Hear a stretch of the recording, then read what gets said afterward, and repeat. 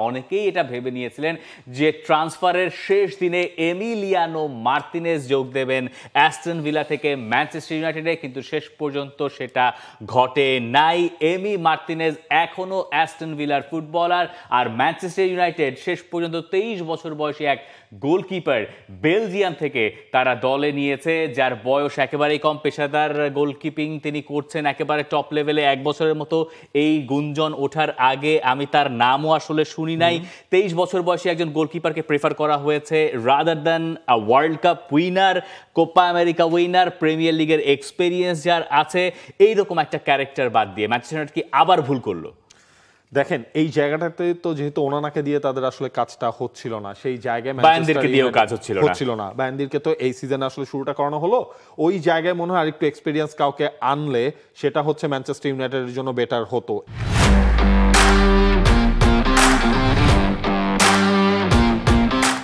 এই জায়গায় আপনি দেখেন এমিলিয়ানো মার্তিনেজের ওই গুঞ্জনটা তো আমরা এই ট্রান্সফার উইন্ডো শুরু থেকেই আমরা শুনছিলাম, English premier league, Manchester United, মাঝখানে সেটা থেমেও গিয়েছিল।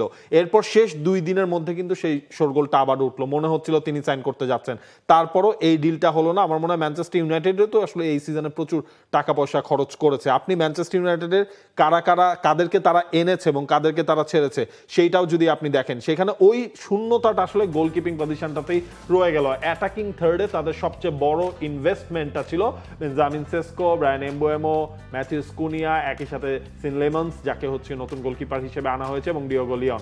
এটাই মোটামুটি ম্যানচেস্টার ইউনাইটেডের আসার লিস্ট। ছাড়ার লিস্টটা তো অনেক বেশি লম্বা, অনেক বড়। ম্যানচেস্টারের দরকার ছিল একটা মিডফিল্ডার, সেটাও তারা শেষ পর্যন্ত দলে নিতে পারে নাই। তাদের দল ছাড়ার লিস্টটা বেশ লম্বা। আলেহান্দ্রো গার্নাচো গেছেন চেলসিতে, অ্যান্টনি তো গেছেনই, মার্কাস রাশফোর্ড লোনে, রাসমুস হয়লুন্ড লোনে, ভিক্টর লিনেলফ, ক্রিশ্চিয়ান এরিকসন, জন ইভান্স সবাই গেছেন ফ্রিতে যার যার ক্লাবে। তবে আমি শেষ দিনে গিয়ে যখন এমিলিয়ানো মার্তিনেজের শোরগোলটা উঠলো, তখন আমি এটা একটু বিশ্বাস করেছিলাম যে ইউনাইটেড বোধহয় তার দিকে যাবে, যেহেতু তাদের গোলকিপিংয়ে নড়বড়ের অবস্থাটা খুব স্পষ্টই বোঝা যাচ্ছে এবং ওনানা বাইন্দির কাউকে দিয়েই কাজ হচ্ছে না। এরকম একটা সময় ইউনাইটেডের দরকার ছিল একজন এক্সপেরিয়েন্সড গোলকিপার, যিনি পেছন থেকে লিডারের ভূমিকায় থাকবেন। এমিলিয়ানো মার্তিনেজ ওখান থেকে আওয়াজ তুললে তো সামনে থাকা ডিফেন্ডার এমনি সোজা হয়ে যাওয়ার কথা, এবং ওই রকম একটা ক্যারেক্টার যখন আপনার ঠিক পেছনে থাকে তখন আপনার দলের আত্মবিশ্বাস অনেক বেশি বেড়ে যেতে পারে।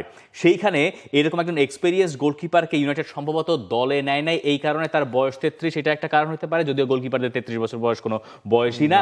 আবার ধরেন তার যে তার বেতন বোধহয় সম্ভবত মাস সপ্তাহে 2,20,000 মতো পাউন্ডে।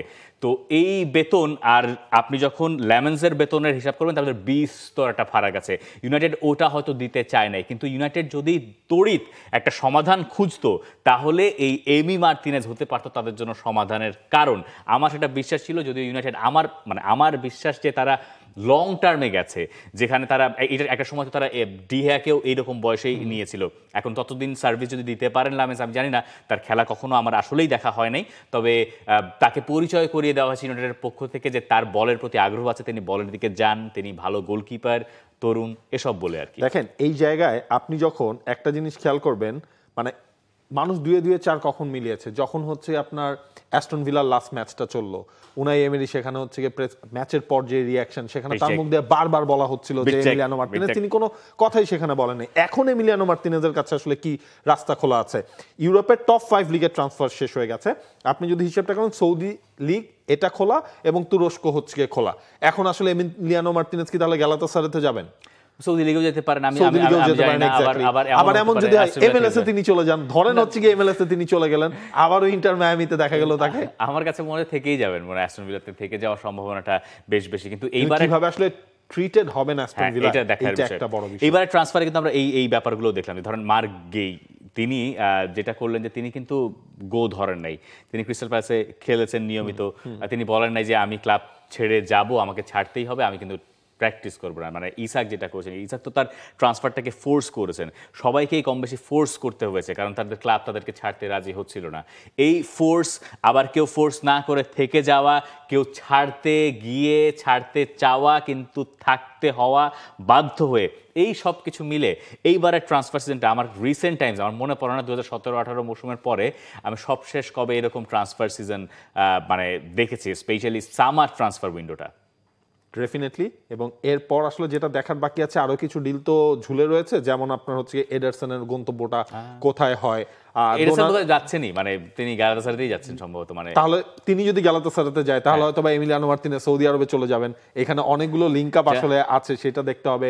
আর দোনারুমারটা অফিশিয়ালি তো এখনো ঘোষণা হয়ে যাবে যে কোনো টাইমে আসলে সেই জিনিসটা হয়ে যাবে। একটা জমজমাট আমার মনে হয় ট্রান্সফার, সামার ট্রান্সফার এইবার আসলে দেখেছি। দোনারুমারটা সম্ভবত আমার এখনো চোখে পড়ে নাই সোশ্যাল মিডিয়ায়, সম্ভবত এডিটররা ভিডিওটা বানাচ্ছেন, প্রপারলি বানিয়ে এরপরে ছাড়বেন আজকেই খুব দ্রুত। এই যে ট্রান্সফার নিয়ে আমরা কথা বলছিলাম, এই ট্রান্সফারের ভেতরে এই আয় ব্যয়ের হিসাবও একটা ব্যাপার আছে, তাই না? মানে এই জায়গায় আমরা শুধুমাত্র লিভারপুলকে জয়ী হিসেবে ঘোষণা করলে সেটা একটু অন্যায় হয়ে যাবে, কারণ চেলসিও তো সেখানে জিতেছে। চেলসি জিতেছে প্লেয়ার বিক্রি করে। নিকোলাস জ্যাকসনকে নিয়ে যেমন তারা নাটক করেছে, একবার তারা বায়ার্ন মিউনিখে পাঠিয়েছে, আবার বলছে চলে আসো, আবার শেষ দিনে গিয়ে বলছে না ঠিক আছে ভাই তুমি যাও, কিন্তু তুমি এত % ম্যাচ খেললে তোমাকে বায়ার্ন মিউনিখে সাইন করাতেই হবে। চেলসি যেখানে জিতে গেছে তারা প্লেয়ার বিক্রি করে জিতে গেছে। এনকনকুর মতো প্লেয়ার যেমন তারা বিক্রি করেছে, তারা এক গাদা নতুন প্লেয়ার যারা সম্ভাবনাময় তাদেরকে বিক্রি করে এই যে আয়ের হিসাবে সবার ওপরের নামটা চেলসি এইবারের ট্রান্সফার সিজনে। For more updates, subscribe to our YouTube channel and click on the bell icon. Follow us on Facebook and Instagram. Download T-Sports app to enjoy exciting games and highlights. Visit tsports.com.